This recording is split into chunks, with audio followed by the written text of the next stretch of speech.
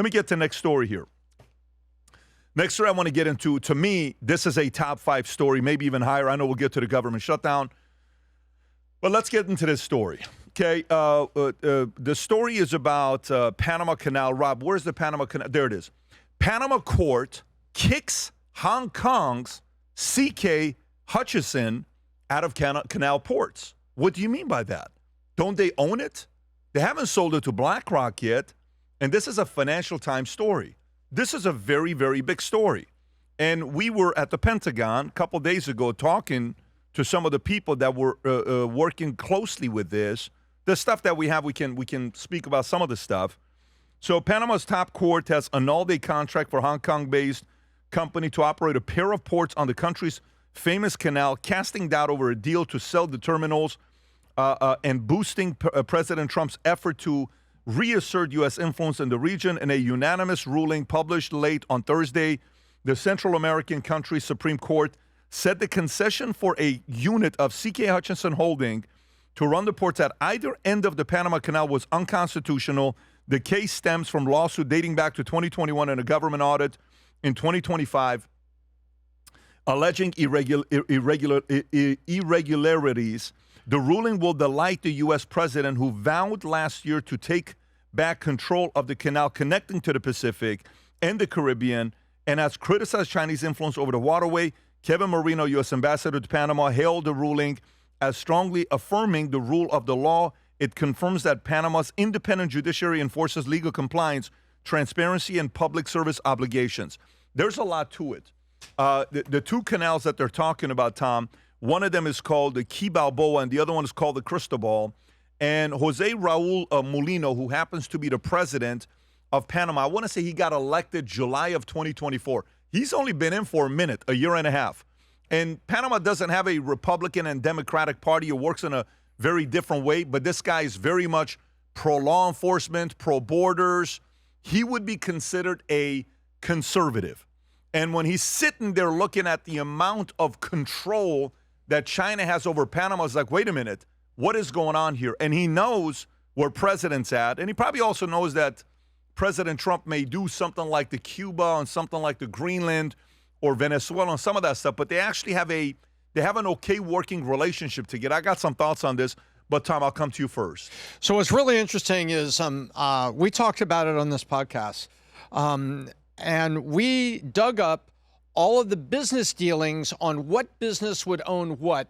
Can you pull up the two ports, by the way, that CK Yes. Hutchison owns, Rob, so the audience can see exactly why these two are so important? By the way, CK Hutchison owns about 43 to 45 that Larry Fink and BlackRock was trying to buy. But out of the 43, 45 ports that they have, a couple are in Mexico as well.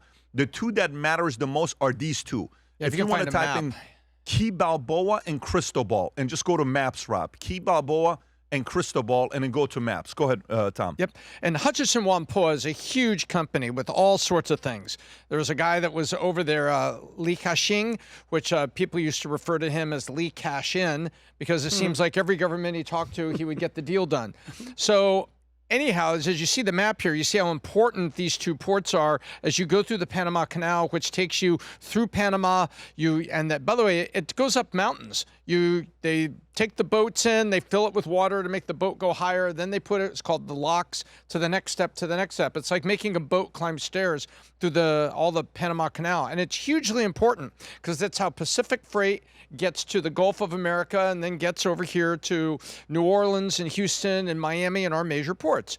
So this was a business deal that everyone thought, wow, who's going to own this? Is BlackRock going to make a deal with Hutchison? There was a deal on the table. And then all of a sudden, Hutchison says, well, maybe I don't want to do that. Maybe I'll do it differently. And everybody talked about it. CIA leak came out that said that the Chinese were putting pressure on Hutchison not to do it because the Chinese had been investing in the canal and wanted to control it so they could control the United States and the West and to put pressure on trade. That's what the game was. Well, guess what happens here?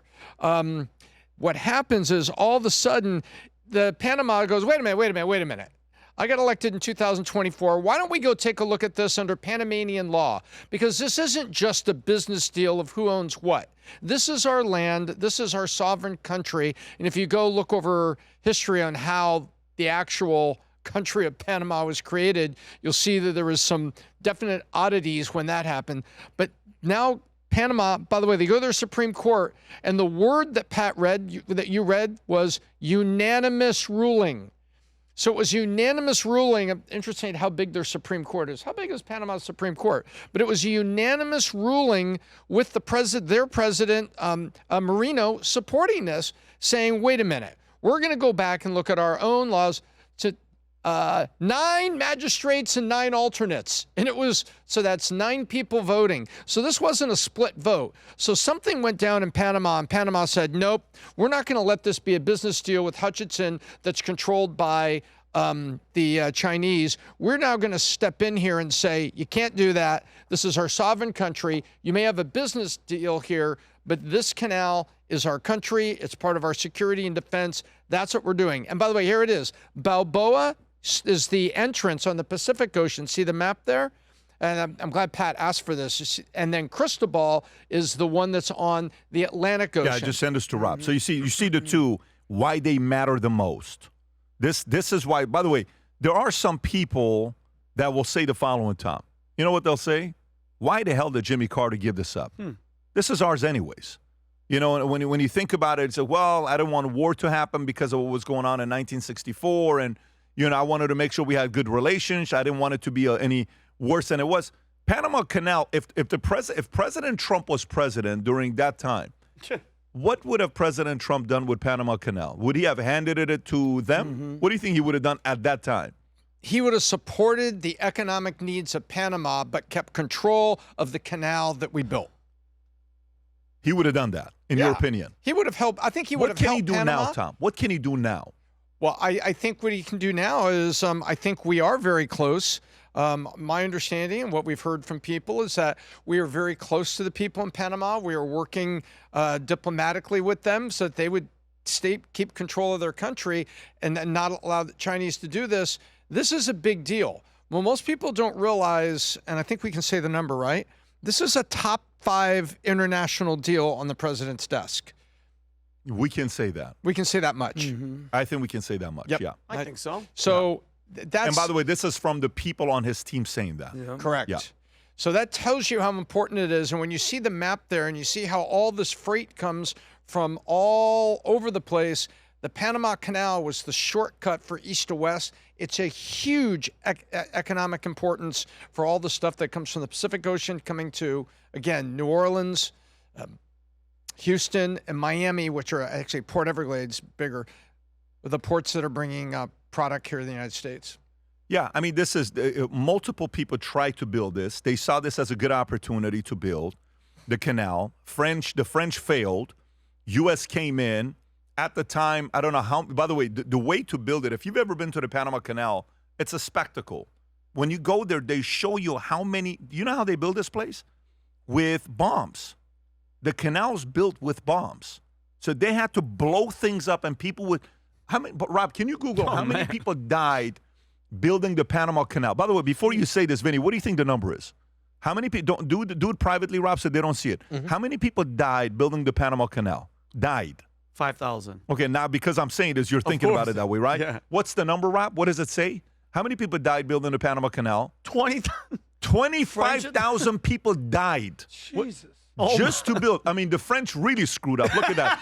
They killed 20,000. Yeah, they were very Our close to the construction bombs. workers, 5,600 people died building this place. Wow. We gave $375 million of 1904, 1908 money, which in today's like $13 billion, Billions. $10 or $13 billion.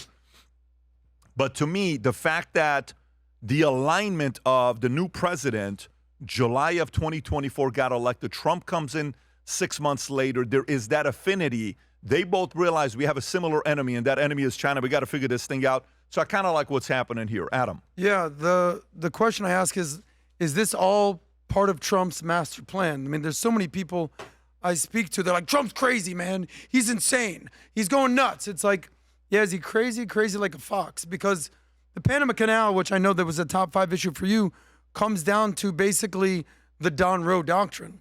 And if you look at this map right here, why is he talking about Greenland so much?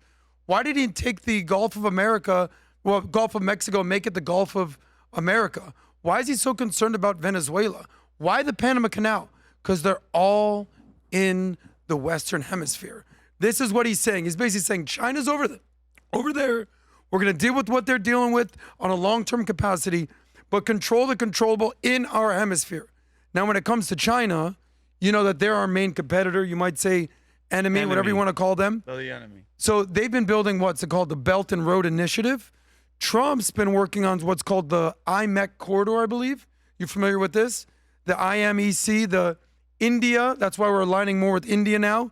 The Middle East, that's why Trump's making peace in the Middle East. We're going to have peace.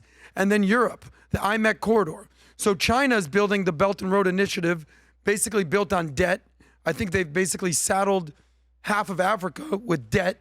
Correct. And you know that, economic confessions of an economic hitman that we spoke to many years ago. So they're the big losers because they're just going to be saddled with debt.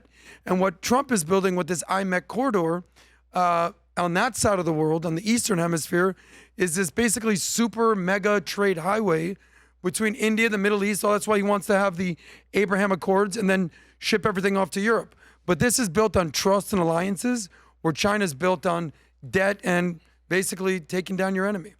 Yeah. I think the bottom. Go ahead, Tom. I'm sorry, Pat. No, go for it. I think the bottom line here is national security has got two components: economic security and defensive security.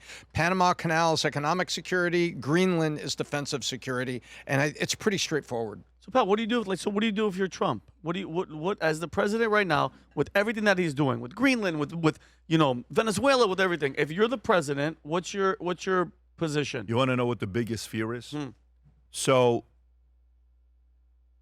when you build a company, you start a company, and you feel comfortable with the way you negotiate and you drive things, then your mindset becomes, how long does it take for people to negotiate the way I negotiate? In PHP, Maral can negotiate like me. Tikrin can negotiate like me. Tom knows how to negotiate, but that's about it to negotiate that way. Okay, and that took years to get to that level of negotiation. Okay, so when you leave, you're hoping your existing people will negotiate in your favor, favorably, right? Yeah. Okay, then you have people that you hope maintain a certain standard.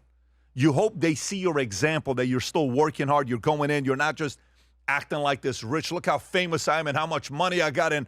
Every day I'm just posting car pictures and stuff that I bought, and the whole identity becomes about lifestyle, right? Yes. Instead of standards and leadership to keep growing, right? The challenge Trump has is the following. He only has 3 more years left.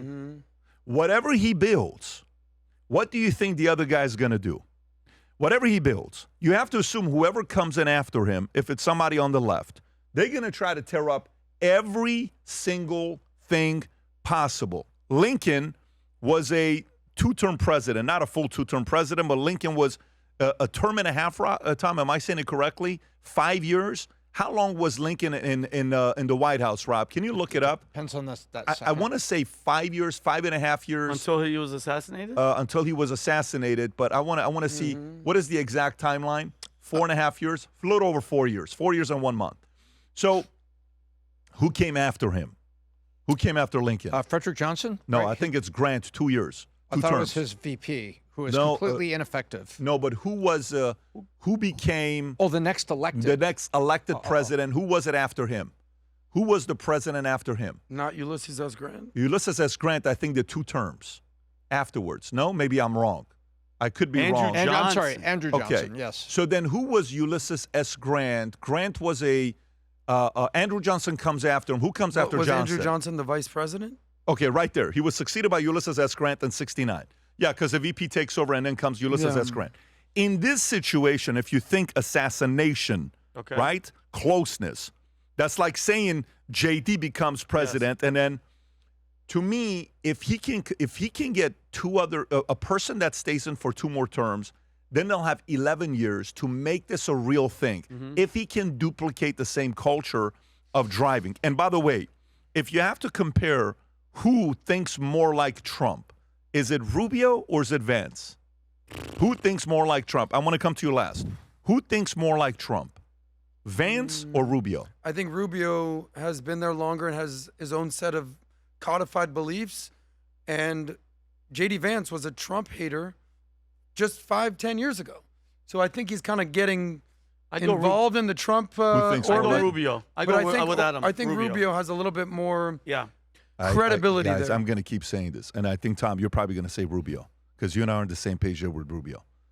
If a Rubio is able to get in and continue some of these standards, this hard negotiation that's not about, no, we should not mind our own business and just do this, and isolationist, which I get it, some people's philosophy, but it's not Trump's. Trump's playing offense. Yeah. Vinny, I think if they play offense, it could continue, but he doesn't have that much time. No. I don't think he has that much time on continuing this standard, this expectation, and this way of negotiation. Look at the way Carter negotiated. Who the hell negotiates like that? Who says let's do that? No. Let's impose. Let's take control. Because Panama Canal is not something that you're like, well, we don't think anything's. Panama Canal is a negotiation you're doing for how many years? The importance of controlling Panama Canal is for how many years?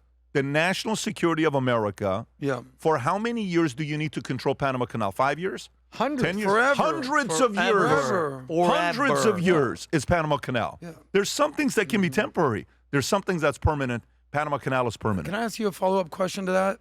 You know, from a CEO perspective, whether it's a commander-in-chief perspective, you know, there's foreign policy and domestic policy. Look at what he's doing all around the world, combating China, whether it's the tariffs, you know, peace in the Middle East, doing what he's doing with Greenland. And then you have this domestic policy where he has to stop everything he's doing, this whole agenda, to deal with an ICE shooting or with transgenderism and all this nonsense that, in my opinion, China is like laughing at us, being like, ha, ha, ha, ha, ha. Iran is killing 30,000 of their citizens on a weekend, shut off the internet, laughing at us because we're crying over 2 agitators that were killed, rest in peace. How does Trump basically try to complete this restructuring of the global agenda while still basically trying to keep and quell the chaos that's happening domestically? Yeah. So when you're building a business and you're building a company, I'll never forget in my second year, I knew what's going to create the most noise in the company is compliance. I knew it because you're hiring 1099 independent agents that are coming over to you. They don't have a job. They're just 1099. They got to find their clients. They got to prospect. Got to do everything themselves. So I invested into compliance. And while we're going and we're building relationships with different major insurance companies, you will have relationships that can go bad based on a couple of your own agents who screwed up, okay?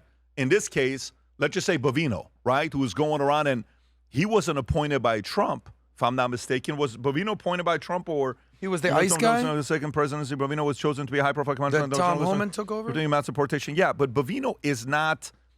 Somebody suggested Bovino that Trump brought him in because he's like, so he is Christine trusting. Nolan says. Right, so he is trusting other people to say this is the person for us to go with, right?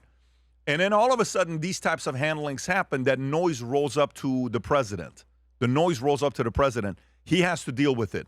Some of this stuff, the left is celebrating on the chaos that happened, but it's still a lot of noise for Trump from his agenda. You think he wants the ICE noise?